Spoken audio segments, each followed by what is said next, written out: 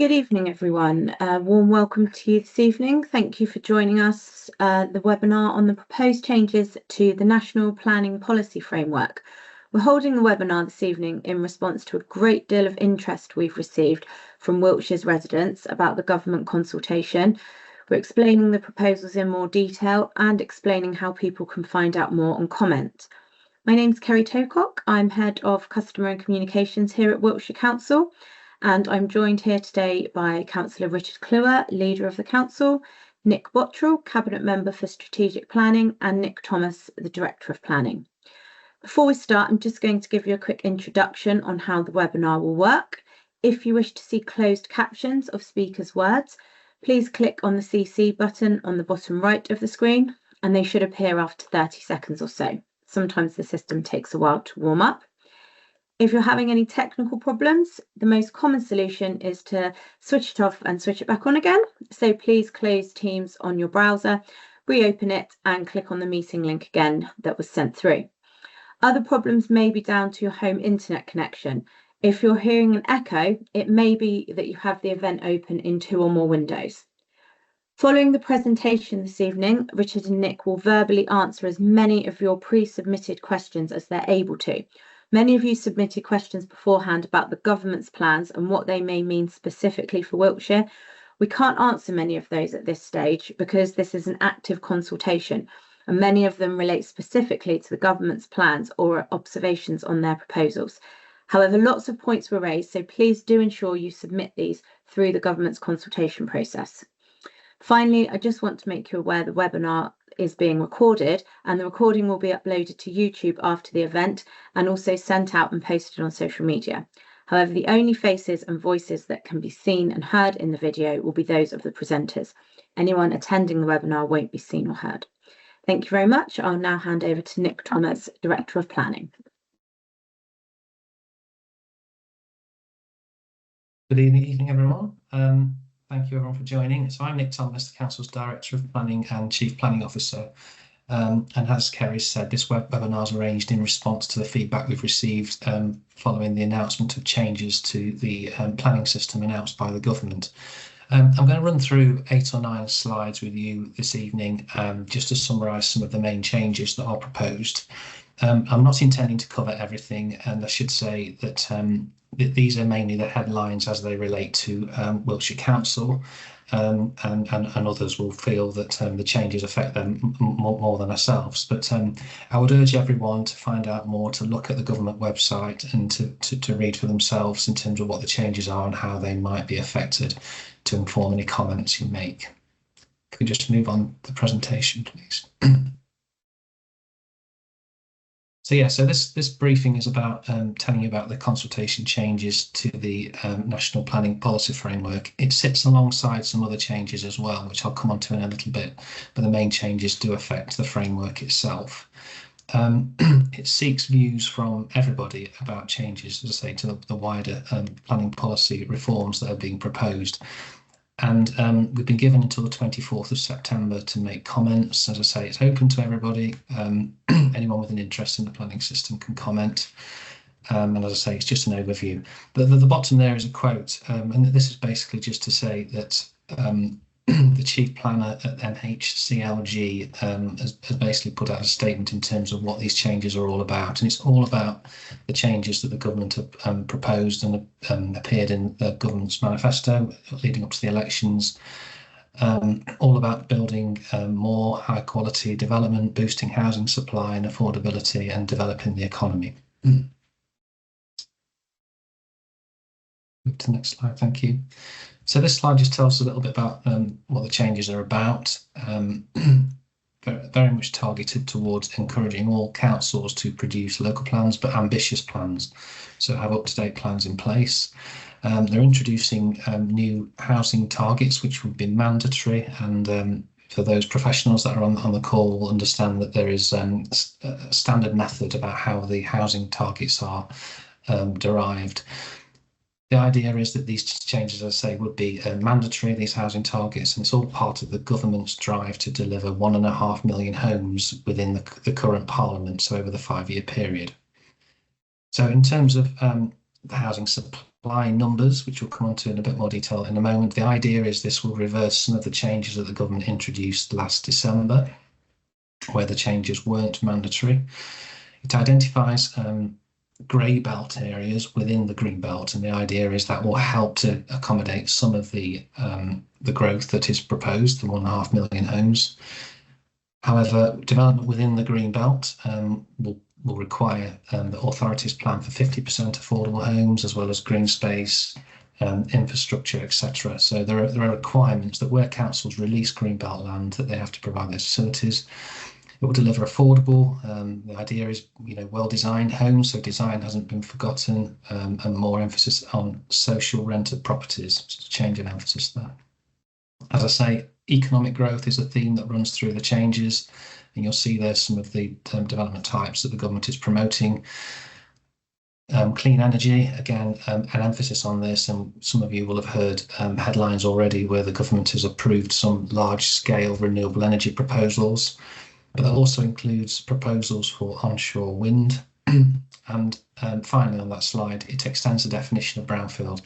So in other words, trying to encourage more brownfield development and a presumption in favour of granting permission on brownfield sites. Next slide, please. So a bit more detail on housing targets. Councils, as I said, have been given new targets that's set out in a separate part, but part of the consultation. And as I say, it delivers. The idea is it will deliver 1.5 million homes over 5 years. In the past, there's been discussions about, how many houses will be planned for. The idea is that debate is stopped. The targets will be mandatory, and the focus then moves to where to deliver the homes rather than how many homes to deliver.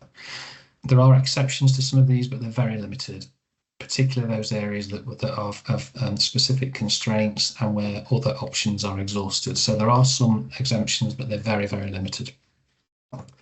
And as I say, it proposes to reverse some of the changes. And one of the changes that was introduced a few years ago by the government was what was called an uplift in the number of homes that urban areas, the main cities, had to provide an additional 35% of housing.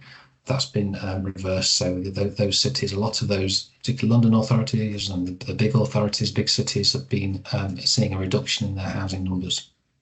So for Wiltshire, the government is proposing an increase from 1,900 to just over 3,400 homes a year, which represents a substantial increase, 81% increase in terms of numbers that we would need to plan for. Next slide, please. So not easy for us to answer why such a big increase. That's one for government, I guess, but it is part of this drive to deliver more homes. So it's part of the government's aspirations to deliver more homes across the country. They say it's part of a more balanced distribution across the country. So rather than targeting towards the cities, the big urban areas, it's more towards rural areas. And the idea is this new way of calculating housing need should be more straightforward and easy to understand. You may have your opinions on that. So the new method uses the baseline, which is set at an percentage of existing housing stock. So the idea is 0.8% increase in existing housing stock, and it also takes account of affordability, and there's no cap in terms of those numbers, which is why some authorities, and Wiltshire is one of those, has seen substantial increases. Next slide, please. So the changes are proposing the reinstatement of the 5-year housing land supply. That was removed in December last year, where they introduced for some authorities a 4-year housing land supply requirement, and that did apply to Wiltshire because we have a local plan which is well advanced. It also removes the protection for 5 years from adoption of the plan. So in theory, local authorities could adopt their new local plan, and if the sites aren't delivered, then in theory, then the council could then lose its 5-year housing land supply. Under previous rules, that was protected for 5 years. Introduce a buffer of 5% and 20% as part of the calculation. So that means not only do you need to provide for the numbers I referred to before, but there'll be an additional buffer to make allowances for councils that aren't able to deliver those numbers.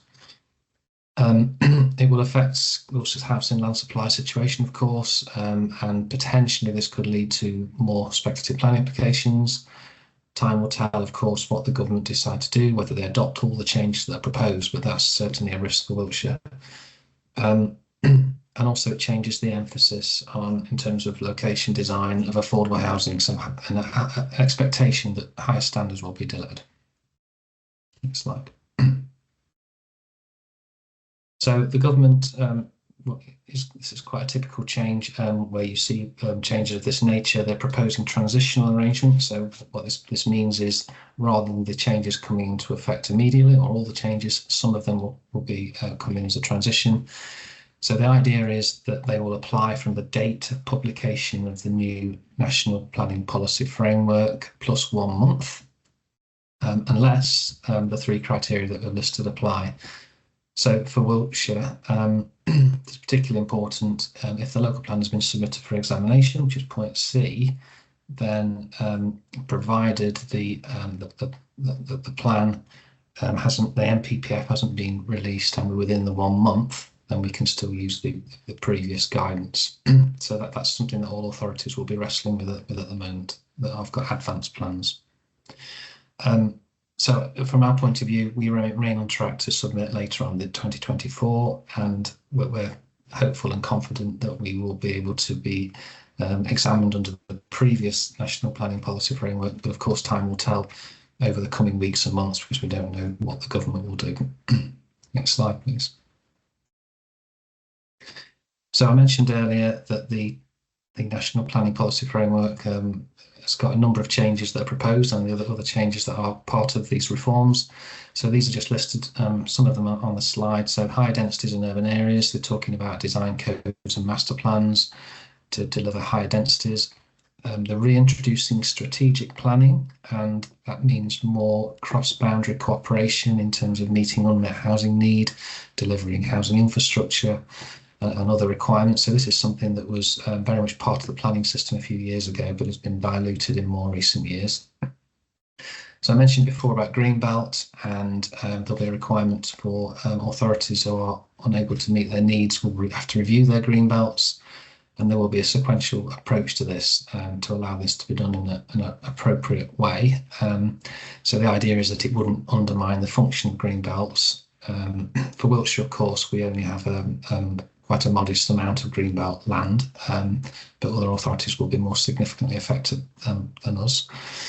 The proposal is to strengthen policy to give more weight to delivering infrastructure, so that's particularly hospitals, prisons, and some of the education facilities, and also greater weight in relation to renewable energy generation, which I mentioned a little bit earlier, and in particular supporting onshore wind power, which was a change that the previous government introduced, which effectively removed the ability for many authorities to deliver onshore wind. There are also other changes, and I won't go through them all. Please take the time to read those, but one of those is a reflection of the challenges of planning authorities to resource their planning services, and there are proposals in train to review planning application fees and also fees relating to the larger nationally significant projects. So finally, this does represent a dramatic direction of change, and I think that's one of the reasons we wanted to hold this webinar today, to highlight some of the issues that are being proposed so that people can, as I say, take a look for themselves. Substantial housing growth, huge challenges for local authorities. So even if we are tested in Wiltshire against the existing regime, there will be challenges in years to come in terms of when we review our local plan. So we wouldn't be exempt from those requirements. Much more emphasis on growing the economy, so business growth, supporting economic development, providing land for businesses, and unprecedented national support for improving major infrastructure, delivering large major infrastructure schemes, and that includes renewable energy and transport schemes and other bits and pieces. But this is only consultation. People need to be aware that this can be subject to change. We don't know what the final outcome will be from government. They are encouraging, as we are, people to make comments and read and submit their comments online. There is a portal on the government website to do so. For the moment, in terms of the planning situation in Wiltshire, There is no changes proposed to either our local plan or our emerging gypsy and traveller plan. They will continue as existing based upon what we know at the moment. And also in terms of housing land supply, planning applications and appeals, our position is very much that we have are able to meet housing land supply requirements, and so that at the moment is not changed by these proposals. Final slide. Is there one more?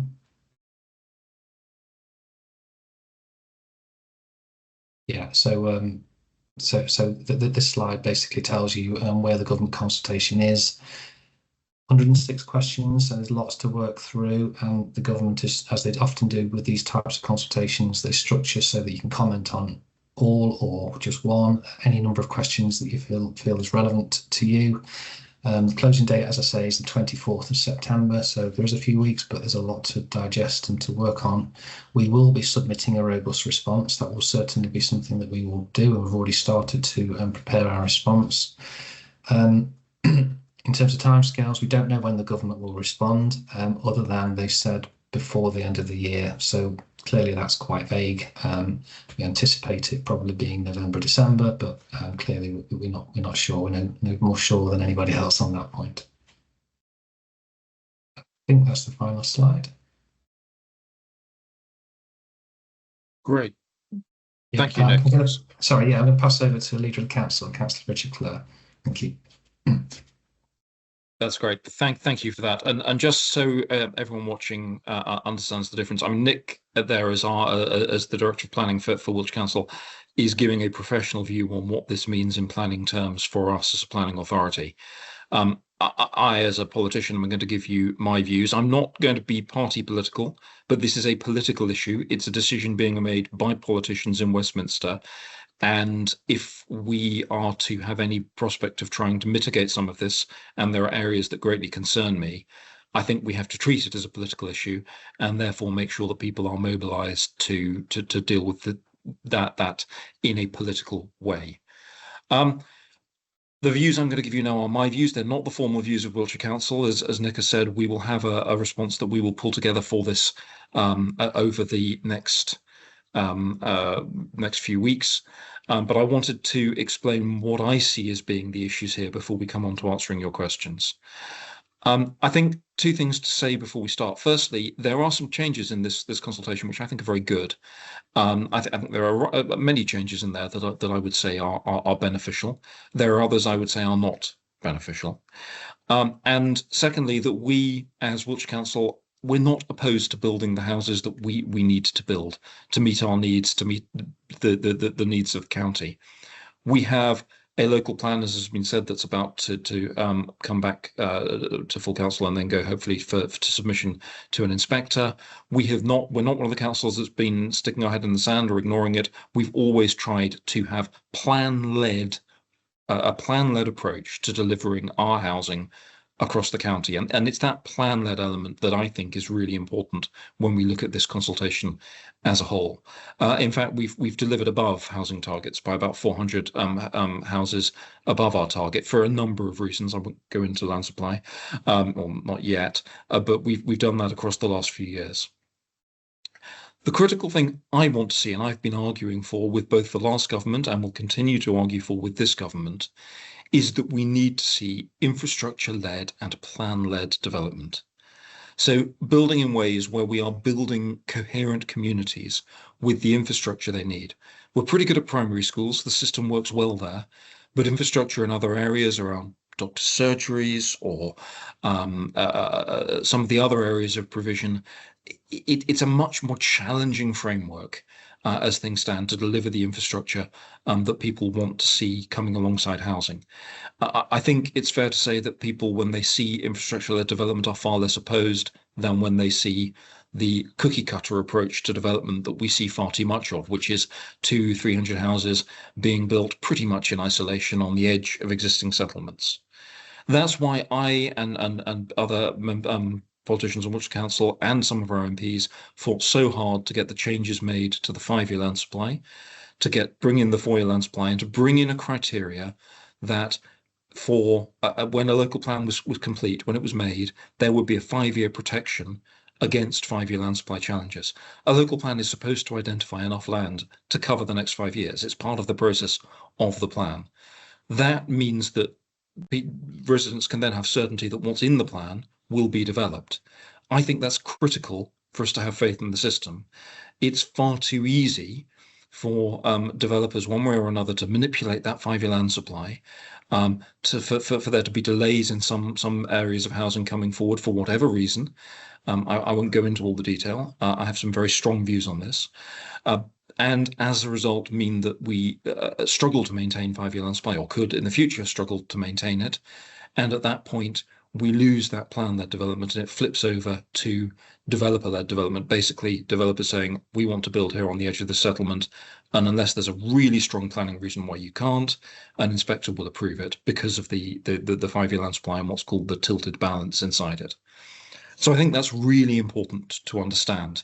It's one of the changes that's been made here that I think is most damaging across the country to the delivery of our ability to build communities and not just have cookie cutter estates imposed upon us. The new targets, they're not based on Wiltshire's housing need, in my view, at all. They are based on an assessment of national housing need that says, well, our cities have failed to deliver housing in the past, so they should get their housing targets reduced, and instead that we should apply housing targets primarily on the basis of where it's easy to build houses. I'll come on to the distinction between greenbelt and greenfield in a minute. It's complex and really important. But also, so it's to say that where houses should be easier to build, but also on a principle that I find absolutely absurd, that by building more houses, you will reduce the value of houses.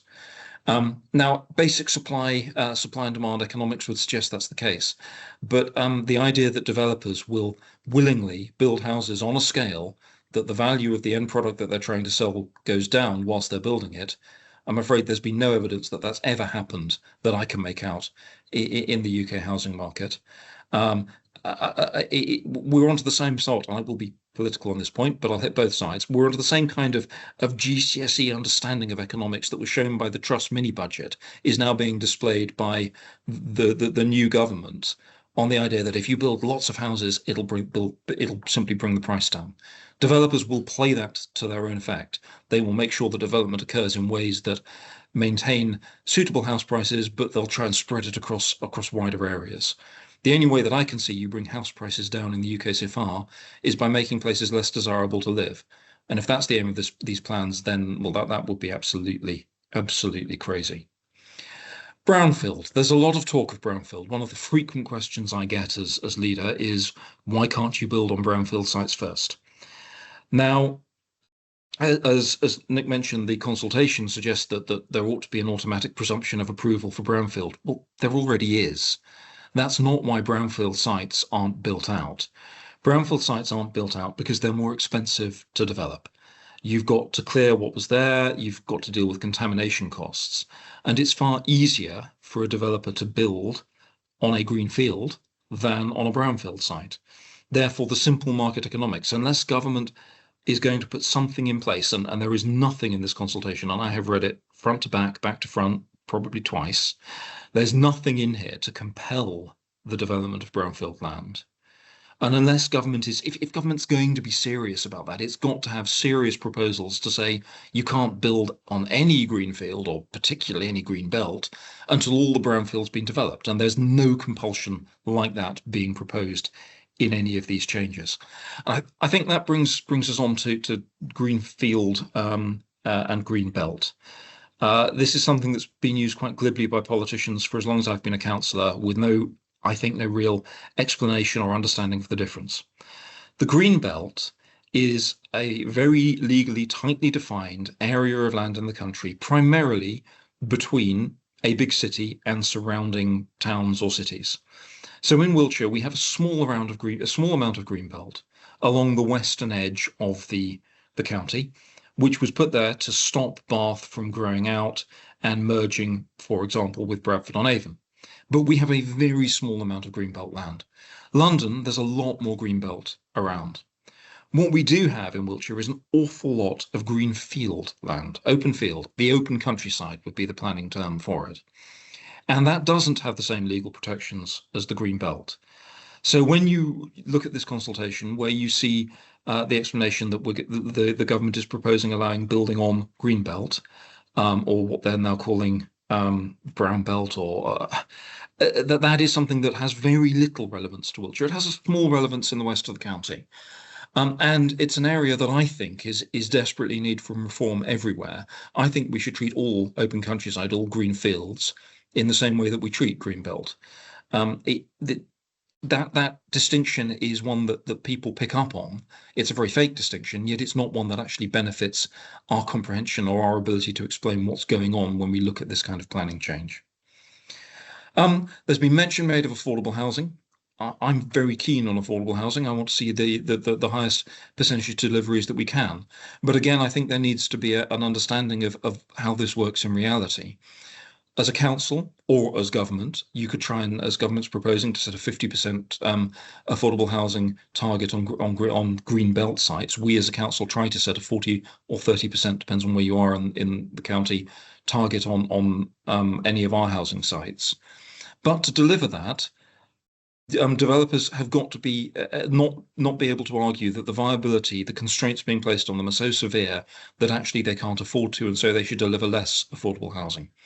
So where the consultation says it wants more affordable housing, that's great, but what that means is that to achieve that, you would have to see something else give, whether it be provision for infrastructure, or whether it be biodiversity net gain, which is a critical legal requirement, or other forms of compulsion that are placed on developers. So that again it's a nuanced issue, but it's an important one to understand in looking at responding to the consultation. Land use. One of the changes the last government made, and I have been very critical of the last government, but one of the good changes it made was around giving a greater degree of weight, in my view, to farmland. At the moment, when you look at how we prioritise or protect land use, the only legal protection, well, I suppose there are two legal protections. Scheduled monuments are completely protected. You can't do a thing with them. You've then got biodiversity net gain, where there is a compulsion for biodiversity net gain to increase at 10% as a result of any development, whether that be on or off site, and that net gain land would then be protected. But you've then got other issues, so renewable energy generation, housing, and farming. Personally, I think you only have to look at what happened to food prices after Russia invaded Ukraine to see how sensitive the world is becoming to food production. In the UK, we only produce about 60% of our food domestically. The idea that a government is willing in this, as they are in this consultation, to actually water down the protection for farming land, I think is really quite perverse. And it's something I don't think a government should be allowed to do. I think when you look at the predictions for the impacts of climate change on the amount of land across the globe that is going to be able to produce food, we are going to see increasing stress and increasing risk. Now, that could just mean higher food prices. It could be a lot worse, but we should be looking at aiming to feed ourselves as a country. And so building on good farmland, I think personally is an issue here that's really, really concerning. Okay, back to Wiltshire and the process. If this plan is adopted, in my assessment would be it will make it virtually impossible for us to maintain in the long term plan-led development. All developers will need to do, all that will need to happen is for them to be there to be any slip in 5-year land supply delivery.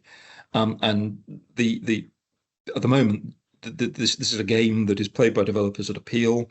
But any slip will mean that instead of being able to say, no, this is where you've got to build, it will be, you've got to build here, but if you can't, okay, you can build somewhere else because you're able to demonstrate on the tilted balance that there is no fundamental planning reason to stop it happening. I think it will deliver urban sprawl, more of these cookie cutter developments that aren't properly joined up to our existing communities. Longhedge would be the example I always come back to in Salisbury. For whatever reason, under previous planning rules, that was built, it wouldn't happen now, but it was built without a bike or footpath connection to the rest of Old Sarum, and let alone to the rest of Salisbury, which it is joined up by housing too. And it's really important, in my assessment, that degree of urban sprawl is avoided. We know that our younger people tend to want to live in cities more. We know that refugees tend to want more to live in cities. That is where the bulk of the demand for housing is coming from. The idea that we're going to reduce the amount of housing being built in cities and instead open up this developer-led approach that will see building on the edge of all of our settlements in Wiltshire, including our villages, under this basis, I think is really, really bad for our community cohesion, for the way we shape our communities, and for sensible house building. When you look at our need to try and build in a more sustainable way, in a way that is promoting public transport, not just spreading urban development out along roads on the edge of places like Chippenham or Salisbury or Melksham or wherever, as we have to find 81% more housing going forward. I've almost finished. I'll put up my draft response to the NPPF. It's my draft response. It's not the council's draft response. We will have a council's response soon, but that's something that I need to work closely with officers on and not simply impose political views on. I'm aiming to have that put up on the Wiltshire Conservative website. It's the only place that I've got to put that information up at the moment. The aim of that is to try and show residents how potentially you could respond to some of the questions in there. Now, I've done a pretty comprehensive response. I care a lot about planning. I've pretty much tried to rewrite national planning policy to create the world as I would like to see it in some of the answers to my questions. But in the critical ones, I've tried to make sure that there are very clear, a very clear explanation of what the impact of some of those changes would be. So by all means, have a look. If you're struggling to work out how to respond, that will be a place for you to start. I wouldn't necessarily suggest you take all of my views. Nick Bottle, who's about to help join in the answers at the moment, and I have had some interesting discussions about this. We have diverging views on some areas of planning, which is a good thing. What's needed, I think, is national debate, not the imposition of simplistic political targets and views, which is what we're getting. One other point that is party political, but it's relevant to the way in which this process can be dealt with. Nick Thomas said that the Labour manifesto was to deliver 1.5 million houses. It was, but it was to deliver 300,000 a year. The proposals are to deliver 370,000 a year. Now, whilst that would theoretically, if everything was passed by the end of July next year and building was starting on that scale, it would theoretically deliver 1.5 million houses. The reality is local plans don't work on electoral timescales. They have a minimum of a 5-year block, minimum, and actually they work out over a 15-year period.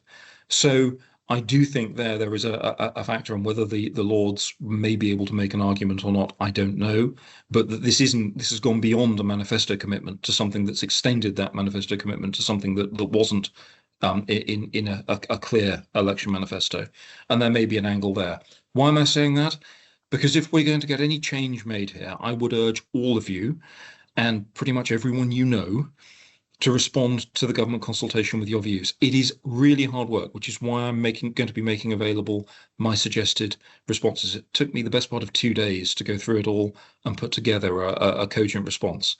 I can't imagine most people will have the time to be able to do that. So I want to try and narrow down some clear points that you could make about some of the more important questions.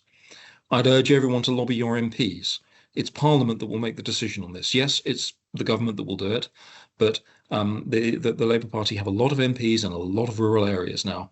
I think that the argument about the developer-led urban sprawl that they are opposing on urban areas is a really powerful one across the country, and it's one that we collectively need to be getting across. I think that probably says everything I need to say. I, as you've probably seen, I get quite irate and quite passionate about this. We've had an awful lot of questions come in. If I take a deep breath and suggest that Kerry, if you can start parceling out the questions, and if Nick takes the first one so I can take a breath and have a drink of water while he answers that, that's probably a good idea. Thank you, Richard. You took the idea right from me. I thought you might want to have a breath. So yes, thank you. So we did receive a lot of questions. Thank you to everyone who pre-submitted questions. We've grouped quite a lot of them because there are a lot on the same topics, as you can imagine. So yes, so we'll start asking Nick. What exactly is a greyfield site? How is that defined, please? Hi, everybody. Well, yeah, we have talked about this already, and a greyfield site is defined in the changes to the glossary, which is appended to the consultation, and it's a term that relates to land within the green belt, and relates to previously developed land, brownfield sites, and other land that makes it considered to make a very limited contribution to the purpose of the green belt. So it's not about the openness of the green belt or compromising that and preventing towns from merging.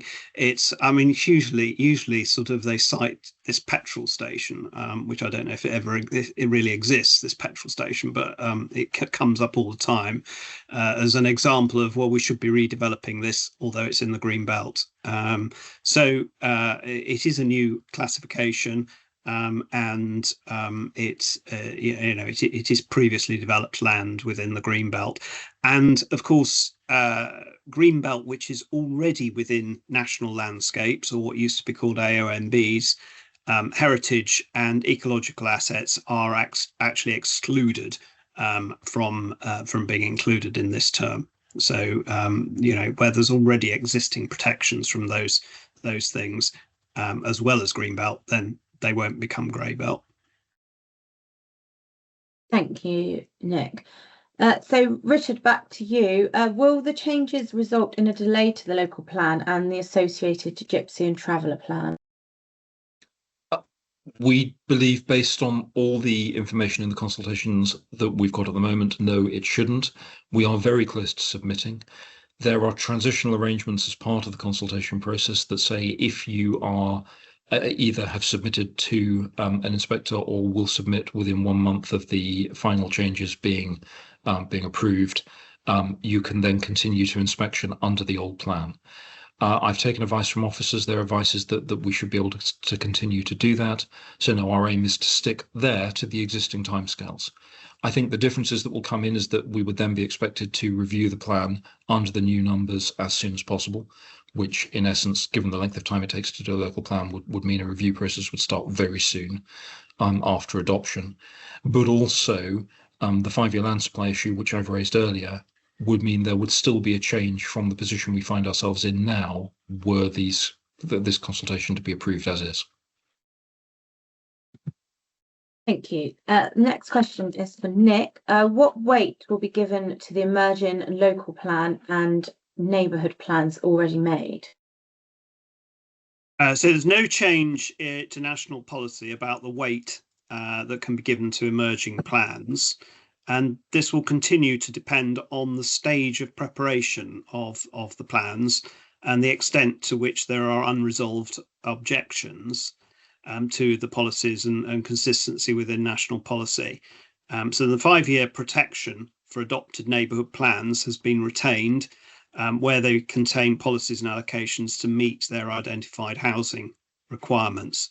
So that's essentially a no change on those fronts.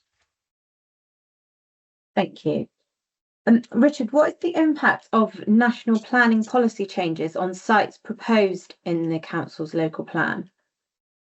If the changes went through as proposed, that would make no difference to the existing local plan. As I've said, it's at a point where we're very close to submitting it for inspection and hopefully approval by an inspector. However, it would mean that when we came to redo the local plan pretty much straight away, we would then be having to account for that uplift, that extra 81%, which would inevitably see significantly more housing sites being brought into a future iteration of a local plan. Thank you. Nick, what are the proposed sites for this level of building growth?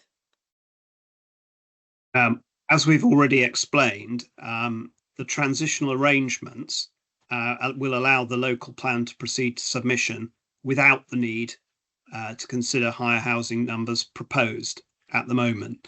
In this circumstance, there'd be an expectation that we would, as Richard said, commence plan making under the new system at the earliest opportunity after afterwards. It would be something we would have to start on almost immediately. And that would be when we would determine where the additional housing numbers would go. Although I think it's worth adding that the potential issues around 5-year land supply could potentially see other sites coming in as a result of 5-year land supply challenges at a much earlier date than that. So let's not kid ourselves that it buys any meaningful degree of protection because of 5-year land supply. Thank you both. Richard, who is going to fund the extra infrastructure needed to support all of these houses? I haven't got a clue. Government have already cut back. I'm being political here. Government have already cut back on the one bit of infrastructure we had for Wiltshire, the Stonehenge Tunnel. Like it or loathe it as a concept for the tunnel, and I have my own views there. It was the only way we had of dealing with one of the worst congestion hotspot we've got in the county, and that's been scrapped. The idea that a plan-led development where you say, we know we need to build on let's say an imaginary town. I'm desperately trying to come up with a name that isn't in Wiltshire. Urbansville. And Urbansville had a couple of areas where it could grow. One to the north, where the road infrastructure was pretty patchy, and one to the south, where the road infrastructure was better. We, as a plan-led development, would obviously want to see the development going potentially towards the south, where it had better infrastructure, better existing sites, and so on. However, if we are ending up under the developer-led system that I've explained, and government will say it won't happen, but I've been through planning long enough to know exactly what happened previously and what will continue to happen. We will see that infrastructure, that housing being built in places that doesn't come with the infrastructure it needs. The geographic constraints, the transport constraints around some of our settlements at the moment are really significant. You're then looking at the question of how do you pay for the extra doctor surgeries and so on. Now, primary schools, they get provided as housing is built. So a large development will end up building primary schools. That works pretty well. But how will we see extra development going in terms of secondary schools, in terms of doctor surgeries, in terms of the retail, the various other community spaces that are needed? I really haven't got a clue, because government is, to an extent rightly, trying to push greater priority onto affordable housing. And in doing so, it will take money away from the delivery of any other form of infrastructure. So this is one of the areas where I'm afraid the new government has really, really not thought through solutions to this problem. I have some. They're perhaps a little radical. I won't go into it all here. But somehow we have got to get infrastructure being put forward coming out of land value in my assessment, rather than simply relying on developers, because developers can argue viability, and they're not going to build if they're going to make a loss on building. So no, I'm afraid the infrastructure system is one of the major weaknesses of this proposal, in my view. Thank you, Richard. Nick, if an area already has or exceeds its quota of housing, does this revised NPPF take account of this? Well, yes, because the housing targets will have to be reset based on the new method. The new standard method, and that will be mandatory. But any housing in the pipeline, surplus or otherwise, will contribute towards those new targets. So therefore, it won't be ignored. It will be taken into account. But in our case, of course, the quotas are going to be going up massively. So we won't be in that position to any great degree. Thank you. Richard, how will these changes impact the housing allocations in the new Wiltshire local plan for local towns? In the current local plan, providing it gets through the inspector, it wouldn't, because, as we've already said, that's far enough advanced that it wouldn't be an issue. In any revision, there would be significant uplifts to those targets. They would need to be evidence-based. They would depend on geographic constraint, the historic delivery of housing in areas. All sorts of factors would go into them, but they would all be rising significantly across the county by 81%. That never ends up being evenly distributed at any one point in time but it would be broadly evenly distributed. Thank you. Nick, I understand there is a new national target for homes which has increased from 300,000 to 370,000, but why is Wiltshire's quota increasing by 81%? I think this is the second response that you might get the same answer. I haven't got a clue. It's a very good question. The urban areas are going to be reduced. So other areas are going to have to be take up that slack. Plus, there's obviously an increase. Why Wiltshire has been singled out for one of the highest increases in the whole country, I really don't know. I suspect somebody in Whitehall thinks that it might be easier to build here than elsewhere. But I'm afraid, the civil servant's flick of the pen is probably. Look, I think politically, areas like ours are going to be more under the spotlight because we're not urban and we're not typically represented by Labour MPs. So that is a political answer. It's not an answer that professional officers obviously would give, but I think that is probably part of it. The government is. Go on, I'll double down on that, I'm afraid. London has consistently delivered a third of its housing target over many years. You've got similar delivery in other bits of the UK. That's primarily because of the cost of brownfield development. But it means that because London's under-delivered and it's under our system, it's much, much easier to build on a green field, not green belt, open countryside site. Places like Wiltshire with lots of open countryside, it's easier to build, so our targets are going up. There's also the affordability issue, which I just someone in MHCLG needs to go and deal with some understanding of the economics of housing supply and housing prices, because they do not conform to the price elasticity of demand curve, which is what they're working to, which is just nonsense. Deep breath and move on before I really get cross. Thank you both. The next question, Richard, is there any scope to make changes to the affordable house scheme to make houses truly affordable to first-time buyers? Thanks. Actually, before I answer that, one more comment on the previous question. Virtually every other European country seems to build quite well in its urban areas. I don't know why we don't. Urban housing delivery in Europe or in America is actually good. It tends to involve higher density, but it involves much better design. And I didn't mention earlier the fact that Labour are getting rid of the the government are getting rid of the designing, the requirement to build beautiful places in the NPPF. It's a little vague, but the idea of building beauty, I think, is actually a good one. It makes people think what is beautiful. But other countries, particularly European ones, have built very good urban developments with very good design that have higher density, but people like living in. Back to the question about affordable housing.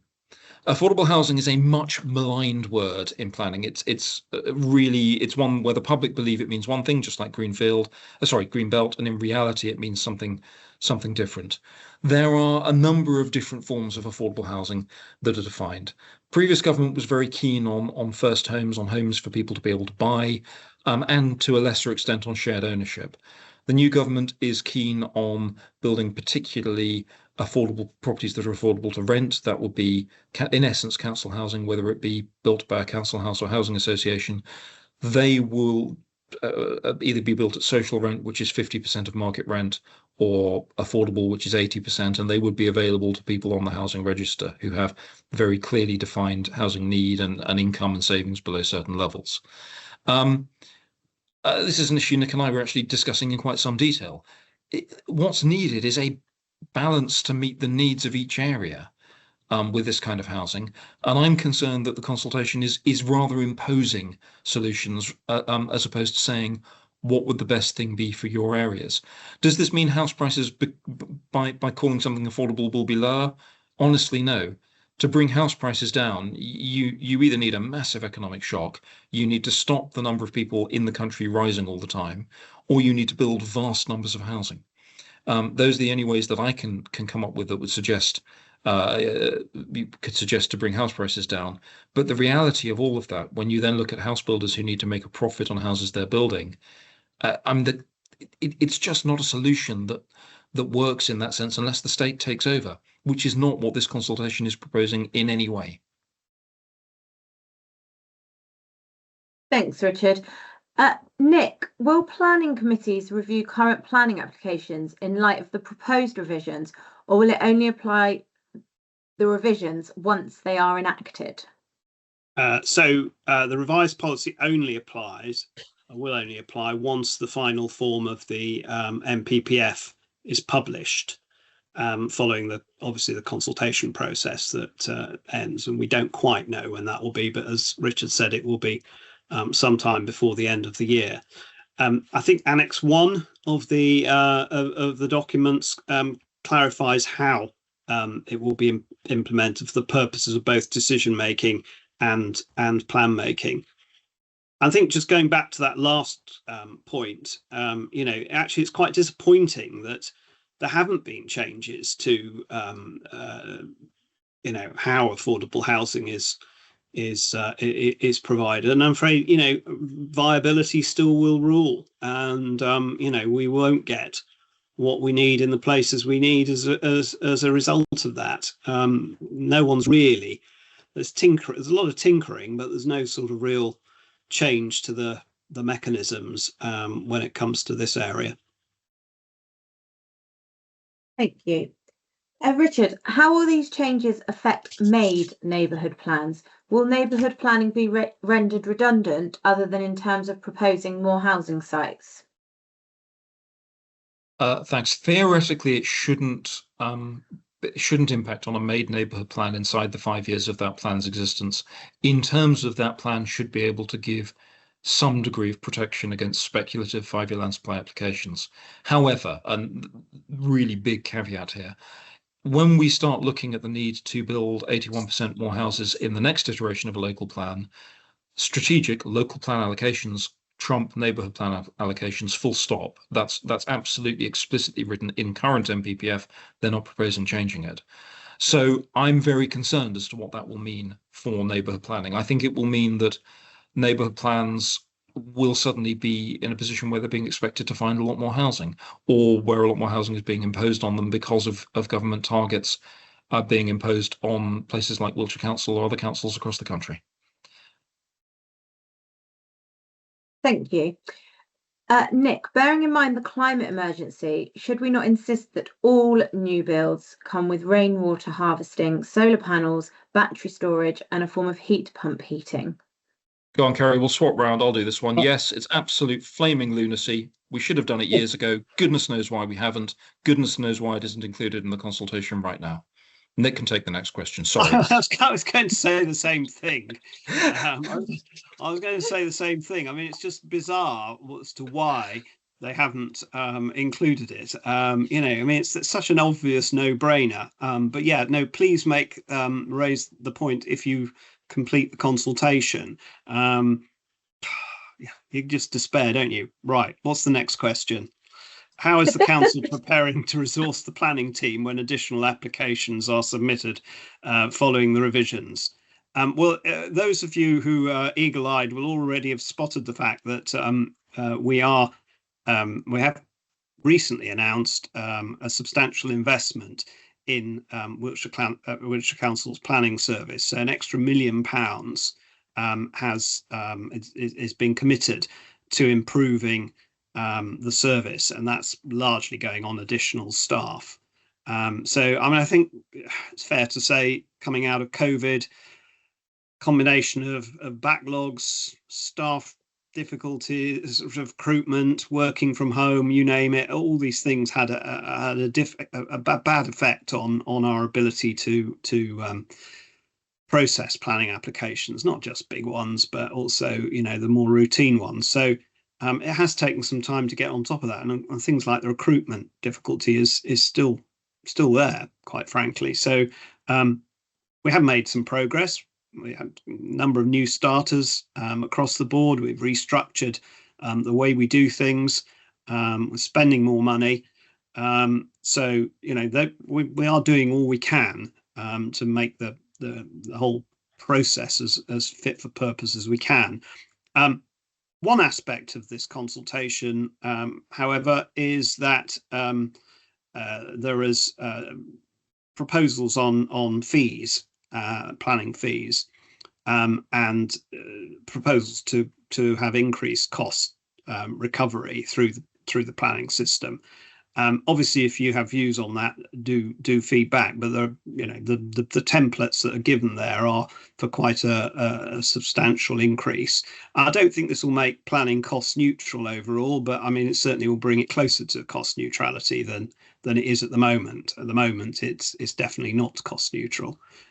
So this would, if it happens, would help do that, and the service could be enhanced further to with that money. But let's not mince words, Nick. The proposals would pretty much double the amount that a standard planning application on a house would cost. Now, if is that reasonable or not, I don't know. Should you be paying enough money to meet the service? I kind of think you probably should, but it's significant, really is significant, and it's something to have a look at. Well, the other thing is government has said they're going to recruit 300 planners across the UK to fix this. That's another one where someone really needs to get their GCSE maths book out and start looking at adding a zero. 3,000 planners across the UK might make an impact. 300, it's a pinprick. It's a token gesture, isn't it? And there is no way that number would make much difference. I think you and I slightly differ on this, because I don't think household applications that are just for something very, very standard should necessarily be doubled. I think probably needs to be more gradations in the in any proposed future fee structure. But I don't disagree with the argument that basically you should pay for what you get. I just don't think that everybody should necessarily have a blunt edge fee increase when something might be a very simple application. We need more trained planners. That's basically the root of the problem in terms of staff recruitment. Come on, Kerry, bring us back on track. Yes, thank you, Richard, because we have not got very long left and we've still got a few questions to rattle through. So, how can agents help officers and the team to ensure applications are turned around quickly?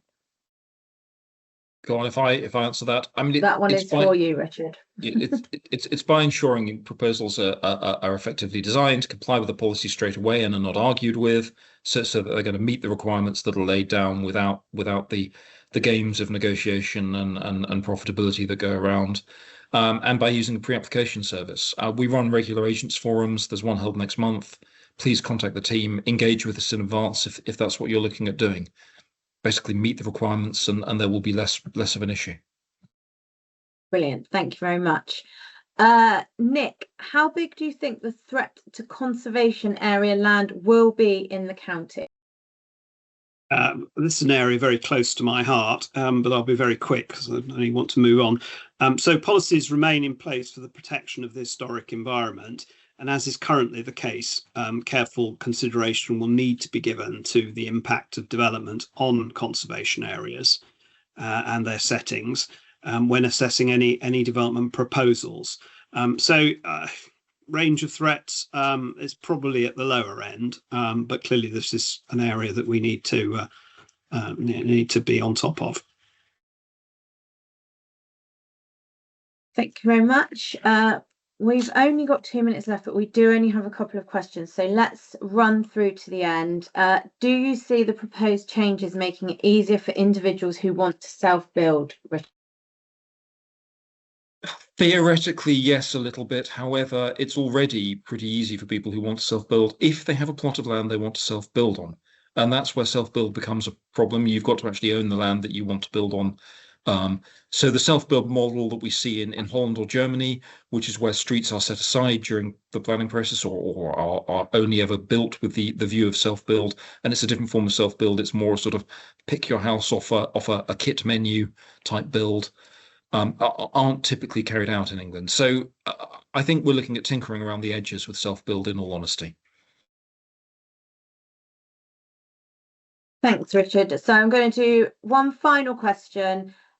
Nick, What considerations are given to traffic volume increases in already congested areas such as Trowbridge, Bradford and Avon and Devizes? So changes are proposed through the consultation to address how transport planning is undertaken. The consultation document refers to a vision-led approach to transport planning, which involves moving away from the default assumption of automatic traffic growth and setting a vision to promote sustainable modes of transport and planning to achieve them. I mean, it's all very good words. You've got to make sure that the absence of any thought or planning doesn't lead to, rather than a vision, a nightmare. Because that's what can happen if you don't give this area sufficient, don't take sufficient care in how you look at this area. So, yeah, fine words, but not sure how much they mean. No, and in Wiltshire summary, in Wiltshire's context, really dangerous. If we take Trowbridge, and I like to run when I'm in places, occasionally I have to stay in Trowbridge. I do a run. If I do a run to the north, about 2.5 miles is where I hit open countryside on the route I'm taking. If the idea that you build a settlement, build a new housing estate 2.5 miles from the centre of Trowbridge, and people there won't need cars if they want to work in Wiltshire, that will be crippling for people living on that estate and for Wiltshire's economy. What would work? It's why they should be building houses in London where there is infrastructure, there is transport infrastructure, where you've already got all of that sustainable transport sitting in place, because you won't get it just won't get delivered. We've tried and tried and tried, and it doesn't happen with the cookie cutter developments we get. Yeah, that's what I mean. Vision turns to nightmare. Yeah. Thank you very much. And with that final word, thank you everyone for joining us. We hope you found the evening informative. Thank you for your questions. We'll upload the video to YouTube shortly, and it will be available in the next day or so, and we'll share that on our usual channels, so please keep an eye out for that. To respond to the NPPF consultation and have your say, please search online for NPPF consultation and you'll find all the information you need on the government website. The consultation closes at 11:45 p.m. on Tuesday, the 24th of September, so please take your time to have your say. Thank you very much and good evening.